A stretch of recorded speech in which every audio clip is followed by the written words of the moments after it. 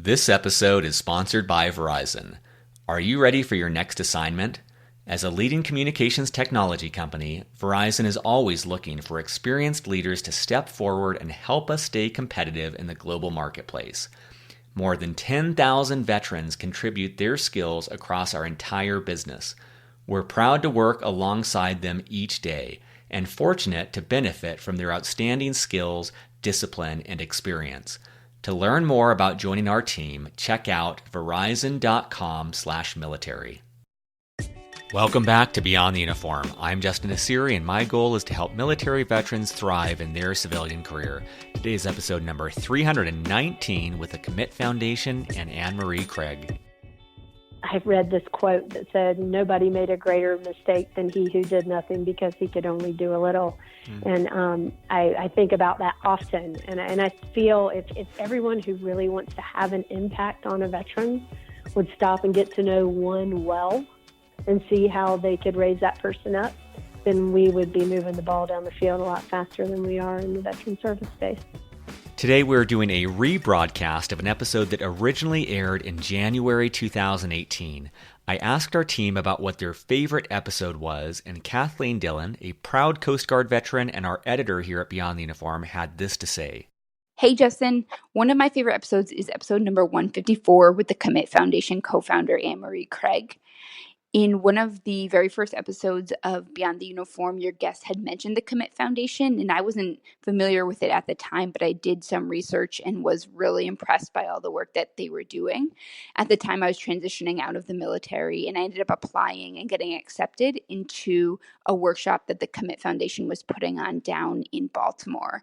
It was a 3-day workshop in which we had the opportunity to network with really high-level executives from a variety of industries and companies, as well as work with Meree and her team on crafting our transition plan. So it ended up being just a really incredible experience, and I'd love to see more veterans take advantage of all the resources that the Commit Foundation offers. I connected with Meree this week to get an update on everything that has happened since our original conversation nearly 2 years ago, as well as what's ahead for the Commit Foundation in 2020 and beyond. There is a lot that has happened since this episode originally aired, so be sure to stick around after this episode for our more recent discussion. As always, at beyondtheuniform.org, you'll find over 300 episodes just like this one, as well as a whole host of free webinars and other materials to help military veterans and their families thrive in their civilian career. So with that, let's dive in to my conversation with Meree and the Commit Foundation. Joining me today in Bozeman, Montana is Meree Craig. Meree, welcome to Beyond the Uniform. Thank you for having me, Justin. I wanted to give listeners a quick background on Meree. She is the executive director and co-founder of the Commit Foundation, which is changing the way that highly talented veterans think about transition, as well as creating serendipity for them by fostering mentorship, networking, and inspiration. She is also a member of the board of directors for Bunker Labs. And Meree, maybe just to start off, for someone who's on active duty right now, how would you describe the Commit Foundation and what you do there? Sure. So our mission is to ensure that post 9/11 veterans, after serving in uniform, have purpose, both personally and professionally. As you mentioned, we said that we aim to create serendipity for veterans, and that's by working on these 3 gaps that we've seen that most veterans have: a gap in information, a gap in confidence, and a gap in imagination. I love that. So that was information, confidence, and imagination? Mm-hmm. I would love to actually dive into each of those, because that's so funny. After 140 plus veteran interviews, I'm just kind of quickly going through. I'm like, oh yeah, I mean, a lot of the pain points people do talk about fall into those buckets. And so maybe when you talk about imagination, what are some kind of common things that you see veterans do that might show not fully embracing that imagination for their life? Yeah, we in the military, you usually know where you're going, if there is a certain rank that you want to get to or a certain unit that you want to get to, there's usually a predetermined path on how to get there.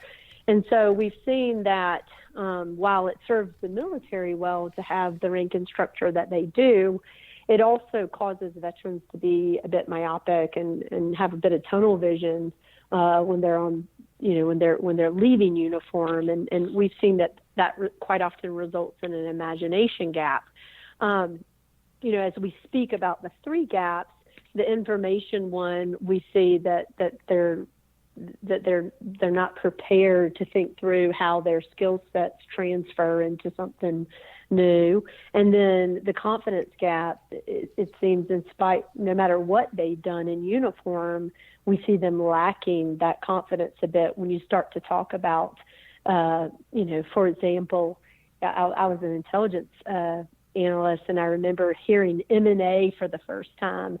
And for me, that was not mergers and acquisitions. That was Middle East, North Africa. And so, you have these sort of gaps in how you think about things. And then, when you sort of fumble, they cause gaps in confidence. And again, it's really interesting to see someone with a lot of bravado who kicks down doors every night, all of a sudden lack confidence when it comes to the next steps.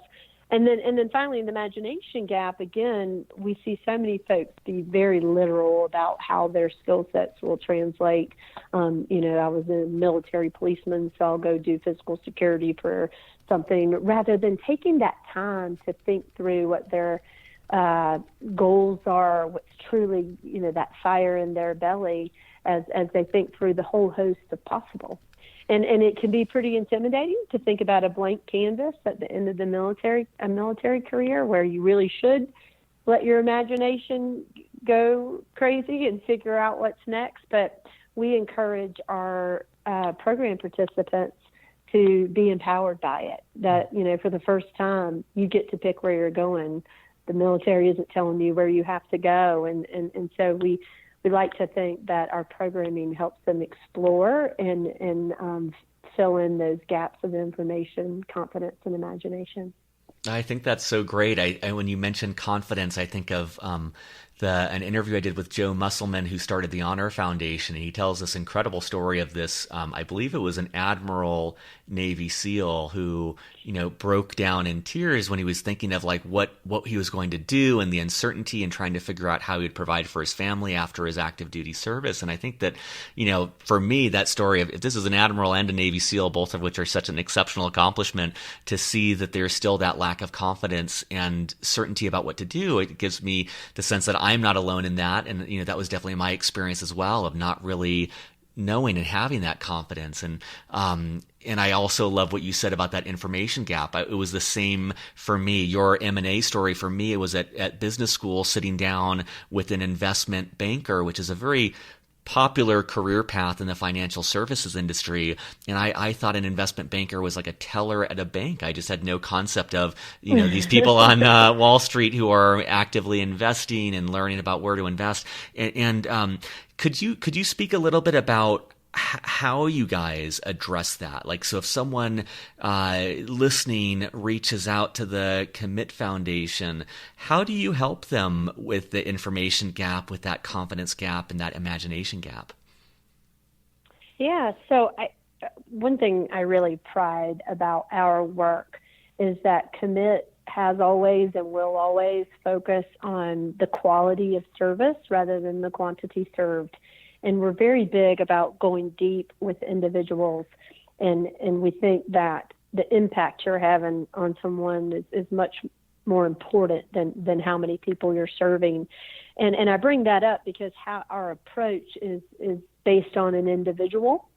To take your example, the Admiral Navy SEAL, I think it's really important for people to realize it's not important what your rank is. It's not important what your service or your MOS were, because when it comes to transition, it goes back onto a person, and if you have a family, then the self-identification, knowing thyself, and then really turning back into your family and realizing that this is your unit and this is your team and how are we going to move forward together.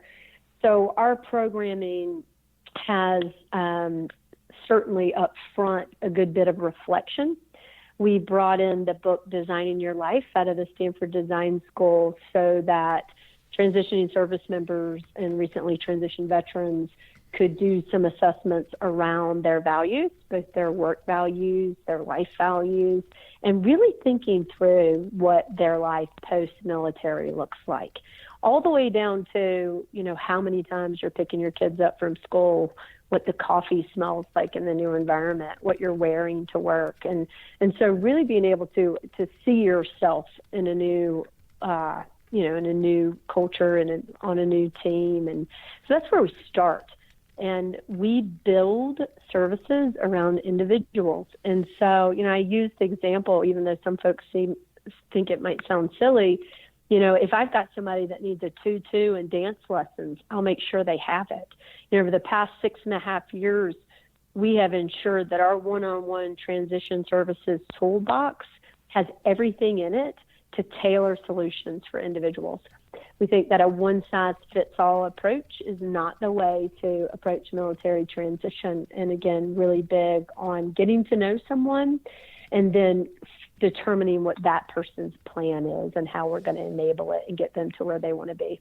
That's great. I mean, that definitely resonates, this one-to-one approach. And, that's been the intention behind Beyond the Uniform, is that everyone, their life circumstances, their ambitions, their talents, their skills, they're so very unique. And so there isn't one answer in terms of what to do or even how to get there.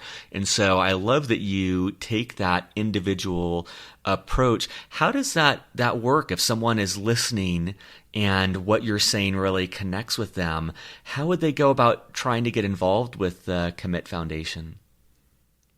Yeah, I mean, the best first step is to simply go to our website, commitfoundation.org, and go to programs. And we essentially have 3 lines of operation. And for the first step, if you go to our one-on-one transition programming, there's a application that you fill out. I encourage folks to be thorough. I think it's really important. The more information that you give us, the more informed and better conversation that we can have the first time we speak with you. And so that's the best place to start. That ends up turning into a phone conversation with our Director of Veteran Services and then a plan.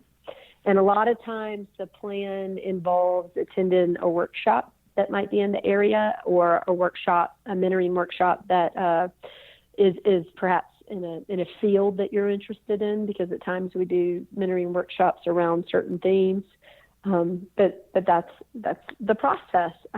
We're really excited. In 2018, we're rolling out a new program called VTC. It's a Veteran Transition Coaching Program, which really is the culmination of 6 years of work, but put into a efficient, effective piece of software so that transitioning service members are able to track their progress, go back, reflect, interact with coaches.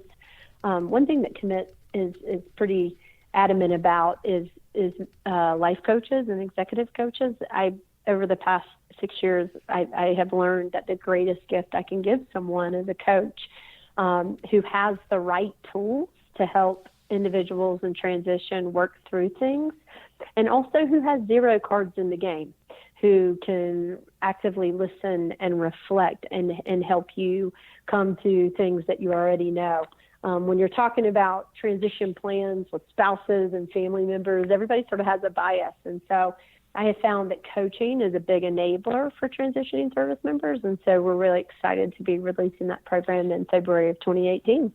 That's great, and I would love to learn as that gets released. I'll do a plug when that comes out, so listeners can know to check that out. And I 100% agree with you on the coaching front. And for longtime listeners, you've probably heard me talk about coaching in a variety of ways. And I work with my company Storybox with an executive coach, and have done so for years. And I agree with what you said. Having that person who's not personally invested in the outcome of your situation allows you to have someone who asks you the tough but necessary questions to lead to that insight. And my experience has been, this is not someone who has the answers. It's just someone who can ask helpful questions, and also provide observations of things that we do or say that may not make sense, and give us room to reflect on what that might mean. So I really love the way that you've structured that, of combining the 6 years of experience along with different coaches and mentors to help a veteran get to where they want to go. Yep. Could you talk a little bit about the genesis of the Commit Foundation and where this all came from? Yeah, so I feel very blessed to have served in the intelligence community after 9/11.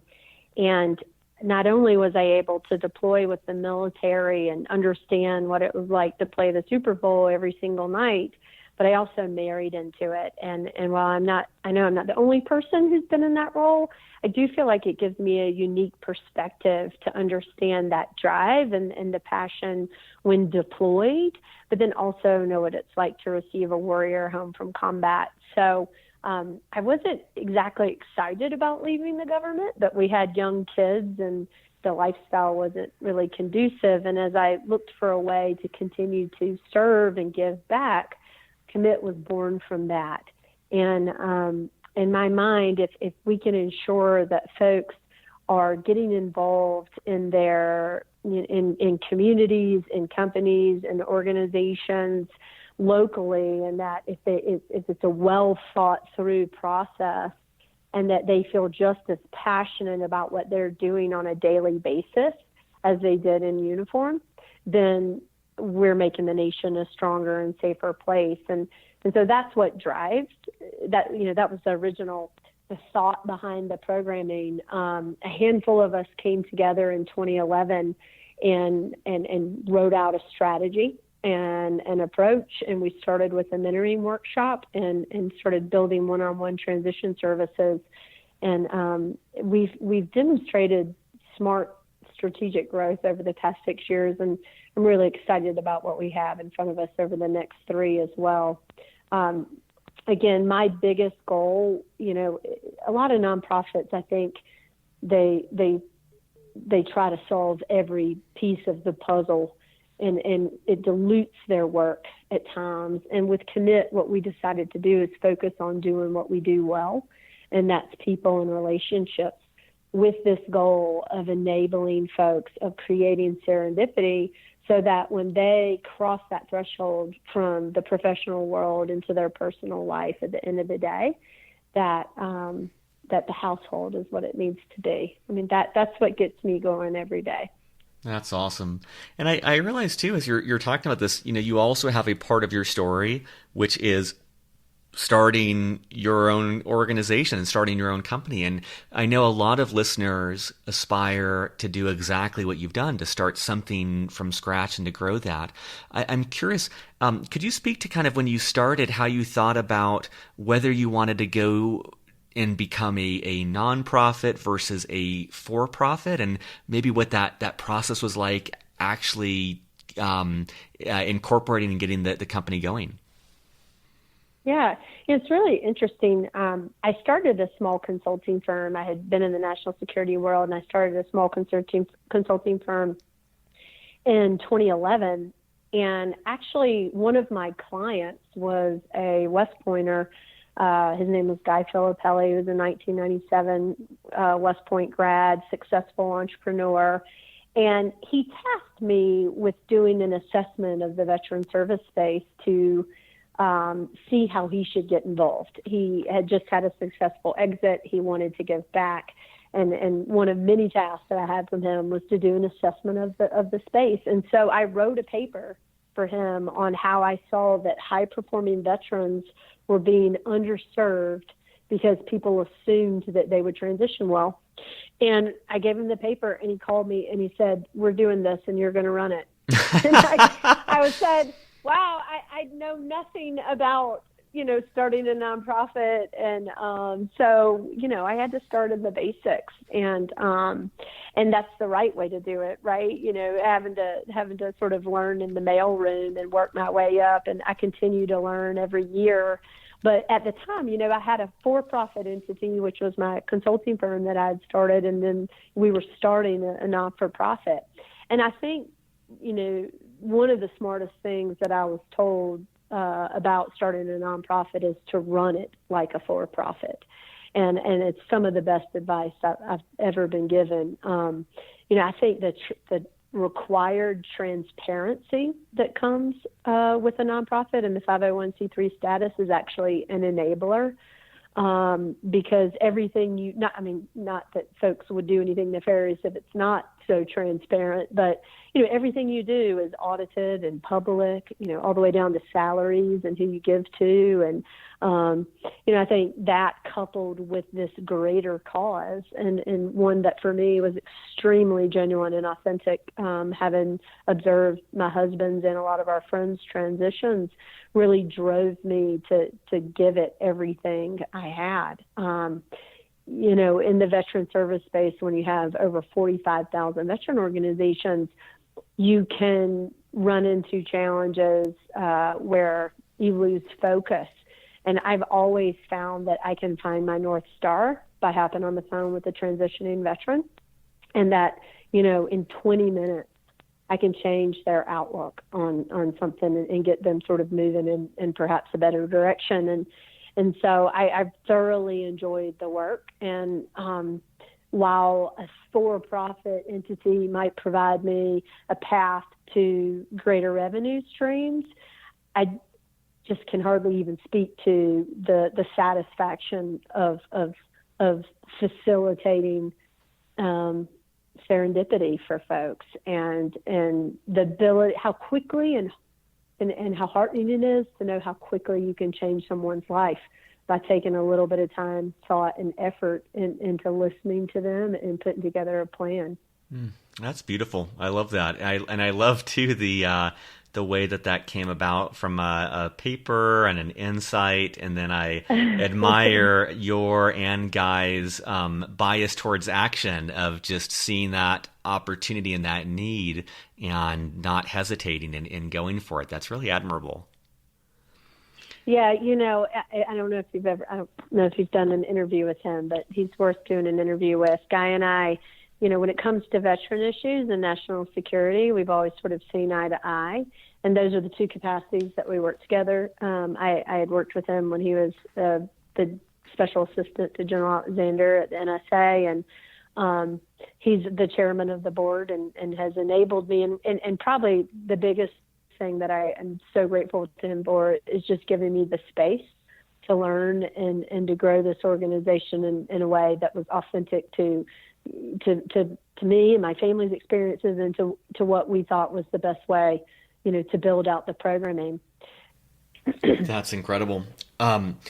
Is there, as you think of all the different veterans you've worked with, I'm just curious if there's any common misconceptions that you see that someone on active duty might have about either their transition to a civilian career or what their civilian career will look like. Yeah. I'm taking a note or two. Hold on. I think the first thing that comes to mind is just timeline, and perhaps thinking that they don't need as much time as they need. I think in an ideal world, if someone can really start to work on that transition about 18 months before separation, I think that's a really sweet spot. And I think the first 6 months should be spent on self-exploration and knowing thyself and getting back in tune to, I am an individual. Most of our quiet professionals and our military servicemen and women get so used to the collective. We did this, the team did that, this is our mission. And so really, again, self-identifying and thinking through what life post-uniform means. So that timeline piece, I think, is critical. And then, there's four things, and we usually talk about these things in conjunction with interviewing, but we talk about preparation, right? So you would never hit an objective without being better prepared than the enemy. Treat your transition the same way.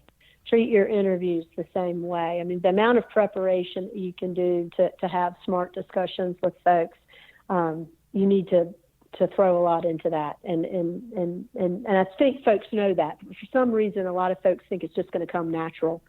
We think that storytelling is extremely important. I think there are a lot of veterans that think that leadership stories sort of will roll off their tongue.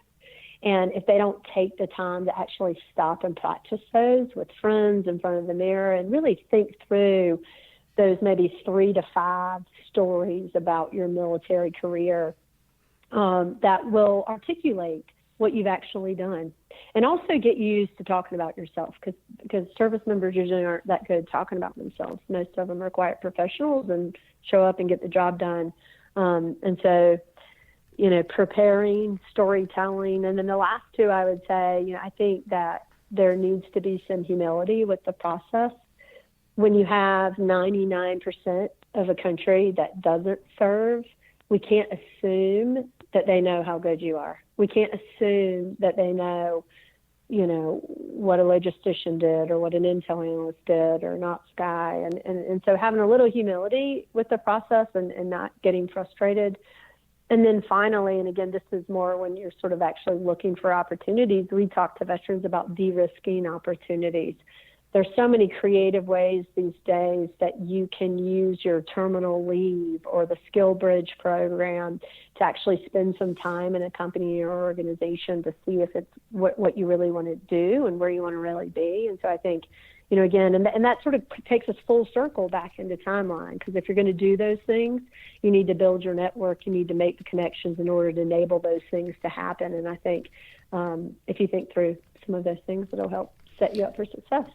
That's fantastic, Anne-Marie. I mean, I think as I think of my own experiences, I think of the 140 interviews I've done, the guidelines you gave there on interviews is so incredibly spot on. And I love the crispness with which you articulated it, and the buckets you put those into. Seems like it really covers the gamut of things necessary to know.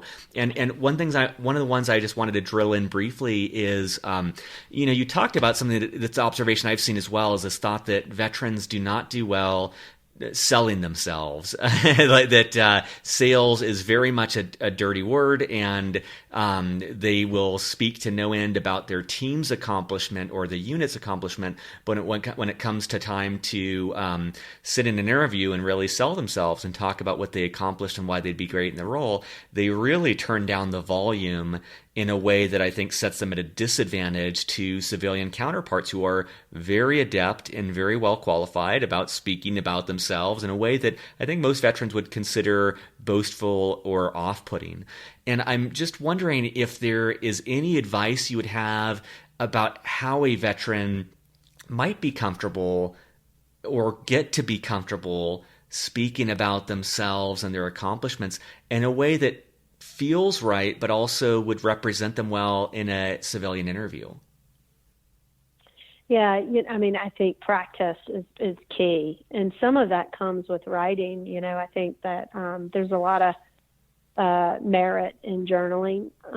It's something that we bring some of our vets through, and I know some of them cringe when they hear that word, but there is a power in being able to put your story to paper, and then actually, again, practicing those stories. And I think one of the most important things, particularly the folks, we're not a special operations, a soft specific organization, but we do have a large amount of soft folks that come through.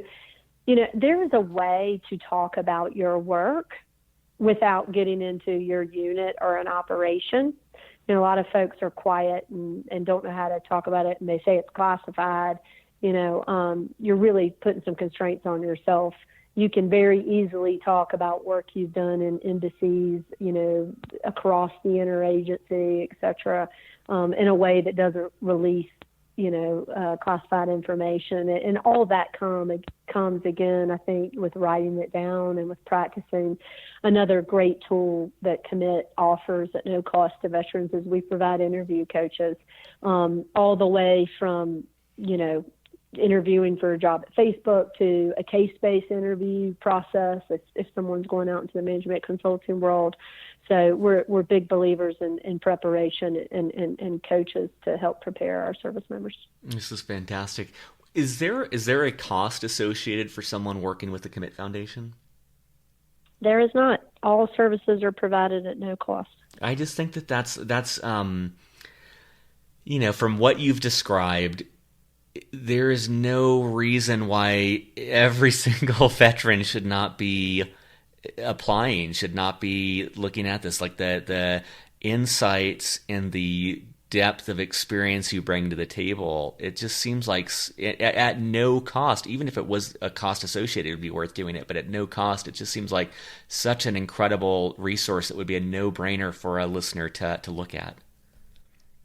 Yeah, I mean, the one caveat I would have is the cost is your showing up and being present and being willing to work. Yeah. We are by no means an organization that just hands things out, and we're selective in our application process and in our screening process. And the requirements are that people are post 9/11 and that they have fire in their belly. And we're really looking for that fire in their belly piece throughout the application process. We want to know they're hungry to show up because, as you mentioned, I mean, we do invest a significant amount of dollars into everybody that comes through the program. You know, we help Stanford Business School build the Stanford Ignite for Veterans program. We help Tuck School of Business at Dartmouth build the Next Step program. Because of that, we offer scholarships to those programs. We offer all types of professional development scholarships, whether it's coding or learning UI, UX, you name it. But again, people really have to show up, and we have to know that it's a smart investment because we do open up a whole host of opportunities for folks that come through our program. So that would be the only caveat is the willingness to work. That's great. You know, an observation I've seen is that I think in the military, a lot of us get conditioned to, I think in many ways, veterans are very autonomous and very proactive, but I think in a lot of ways, we also get used to being spoon-fed when we need to go to the doctor and the dentist, and we know that, you know, every single piece of training will come to us, and so in some ways, we become reactive in expecting resources to come to us. And so I love that distinction and focus on that fire in the belly or that grit or that hustle, where I can see the value of finding those entrepreneurs who are willing to put in the work, who are willing to roll up their sleeves and really go after whatever it is they're looking for. And it seems like, you know, from an outsider's perspective, it seems like you are giving veterans a jetpack to accelerate them in whatever direction they're going to, but that person has to have the initiative to be willing to figure out which direction they want to point and which, you know, and to be taking those steps and sprinting in that direction. You're just going to accelerate them in that direction, but it's not like you're doing everything for them. Yeah, I like that analogy. I mean, we have found historically, I get asked the question sometimes, how many people do we turn away? And folks in our program self-select. If there is ever a hint of a lack of desire to work or get after it, usually they self-select out. You know, maybe we ask them to, you know, lay out 5 industries, why they've chosen them, why they think one company would resonate more with than another. And if somebody's not willing to work, then they're not going to stop and do the assignment, if you will. And so, you know, it's very rare when we have to turn someone away. But if for some reason someone doesn't come through the program, it's usually because they don't show up. That's great. That's great. I'm wondering if there, and you've already mentioned some, and I'll put these in the show notes. You talked about designing your life, and I'll add that for listeners. But I'm wondering, are there any other resources that could be books, conferences, podcasts, anything that if someone's on active duty right now, they could get a hold of today that might help them prepare for their transition in their civilian career? Well, we are always bringing books in, and there's always a running book list associated with our workshops. I'm a big believer. I love Peter Thiel's work. I love anything that comes out of Andreessen Horowitz, both Mark Andreessen and Ben Horowitz's work. I'm a big fan of the A16Z podcast, and I spend a lot of time there. And a lot of that is, you know, edge technologies and AI, and just sort of keeping abreast on things there. Again, we start with designing your life, and we bring in some stuff by Dr. Tick and some stuff from the Center for Brain Health and the Marcus Institute. We're big believers in folks getting their whole self healthy. But, most of our, when we, assign those types of books, they're usually, again, associated with one individual based off their career plan. So those are the few things that come to mind, but maybe I get back to you on a book list. Yeah. Sorry about that. No, that's great. That's great. And then I guess one other question I had, it's two aspects. One is just in general, given that the Commit Foundation doesn't charge veterans, how do you make money and stay in business? And the second piece of that is I realize that many of the listeners to the show have transitioned 10, 20 years ago, and they may want to support or be involved or in some way help the Commit Foundation, even though they don't need the transition assistance. Could you speak to both of those? Yeah, for sure. So how do we make money and stay in business? I learned a long time ago that as long as I'm creating value, I'm not going to have a problem funding our programs. And I think that's what we do.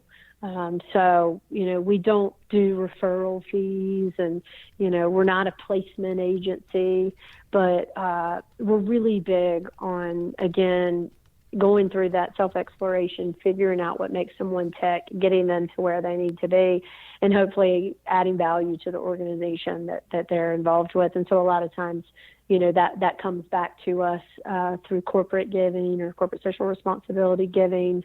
We are blessed to have a tremendous network of mentors that enable us, sure, with financial gifts, but probably most importantly with their time as they mentor our veterans.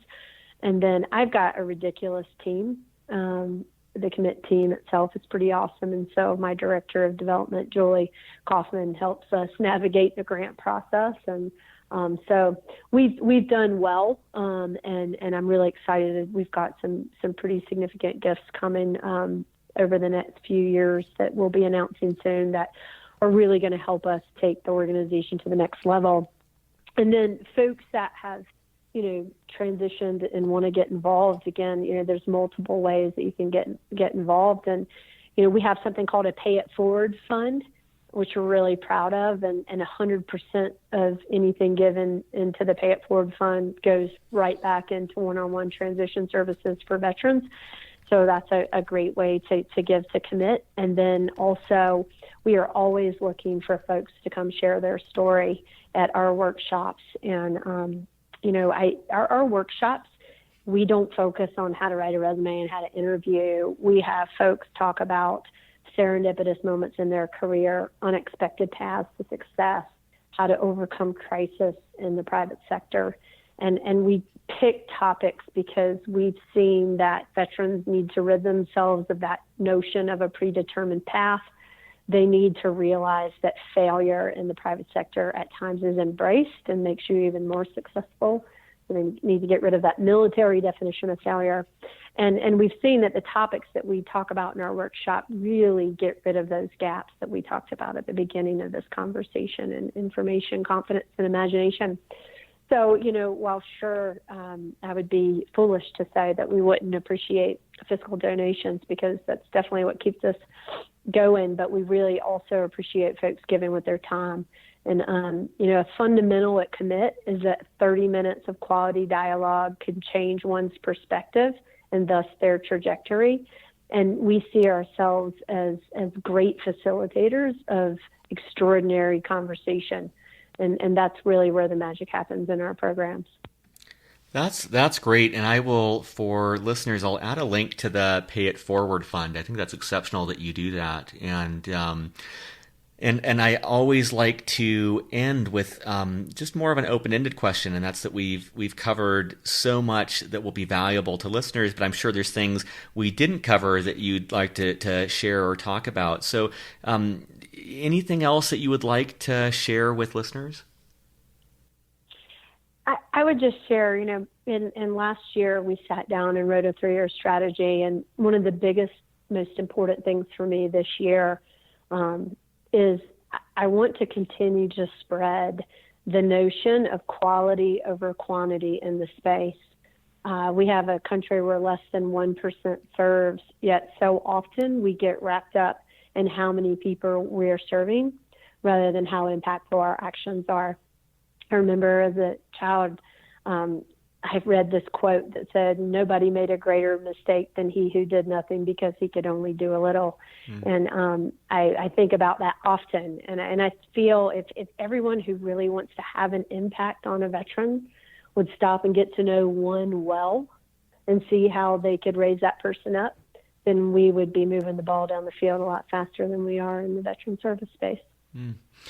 What a great quote. What a great thought as well. I love that emphasis on quality rather than the quantity of things. Well, Anne-Marie, I appreciate the work that you do. I think that what you've described and shared with listeners is really exceptional. And I know that you are having a big impact on the military and the veteran community. And appreciate your sharing more about the Commit Foundation today, as well as your work and insights. I know it'll be tremendously valuable for listeners. Thanks for having me, Justin. I appreciate it. Surface.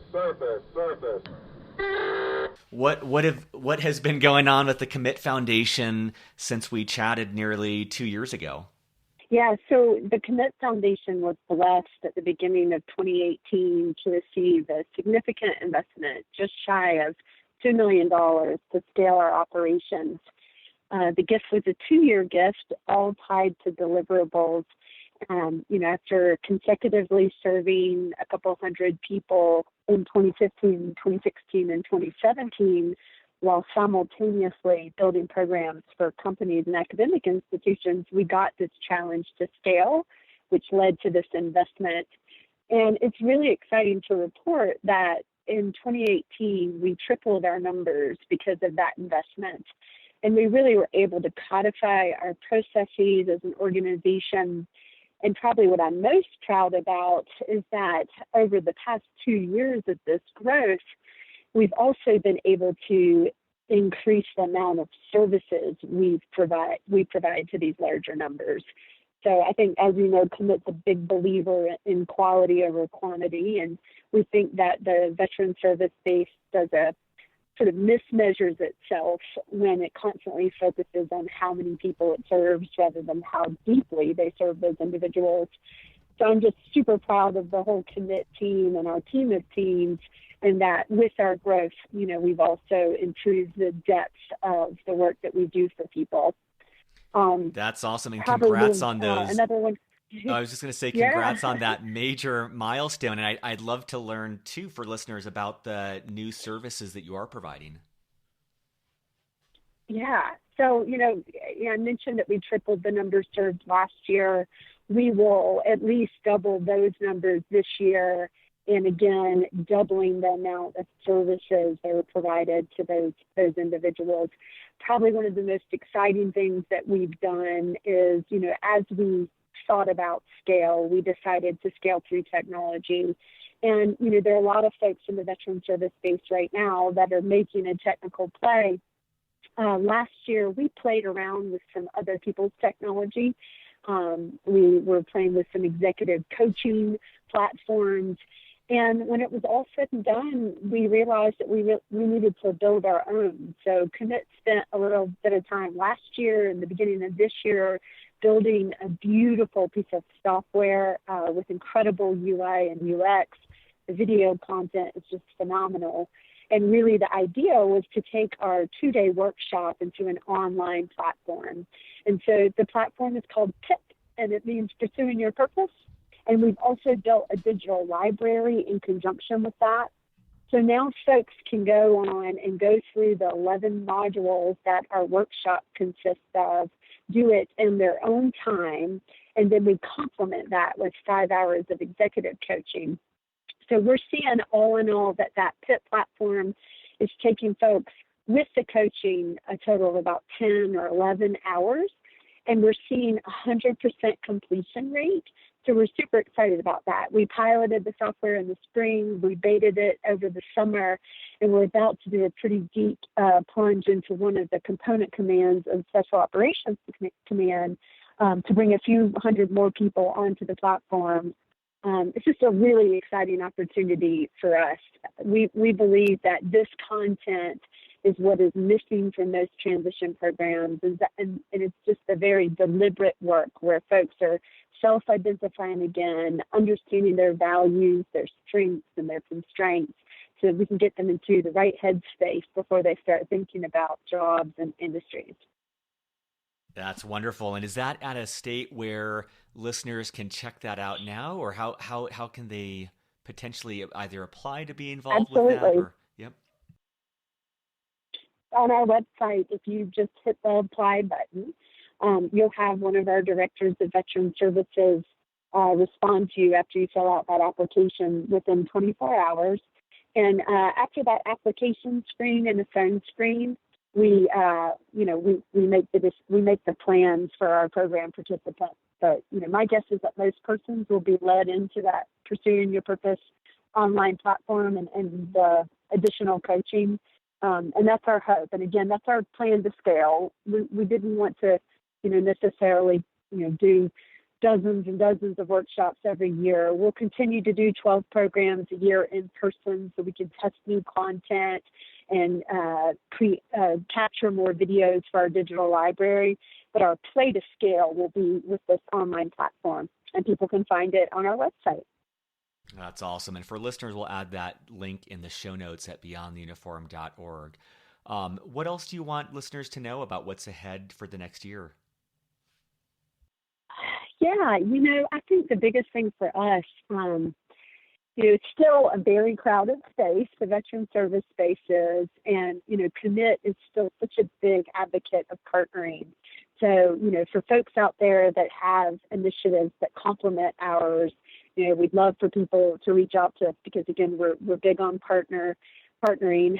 Another thing to keep an eye out for is we'll be adding a lot more digital content to our library next year. So right now there's a lot of industries that people can explore, but moving forward there's going to be functions in those industries so people can navigate potential companies and potential career fields in a virtual format. And then finally, we're going to be putting out a good bit more thought leadership next year. We realize that we're not going to be the organization that serves 200,000 people that get out every year, but we'd certainly like to help influence the way other organizations are doing their work and hopefully ensuring that they take that quality over quantity approach that we have. That's awesome. Well, Meree, I appreciate the work that you're continuing to do to help the military community, and it's exciting to hear all the changes that happened since we spoke 2 years ago, and hoping that in another year or two when we connect, we continue to see your incredible growth and influence in the space. Thanks, Justin. It means a lot that you guys, keep up with us and share our work because we're all in it for the same reason, and that's, to ensure that these men and women who serve our country come home and can be happy at the end of every day. So thanks for what you guys are doing as well.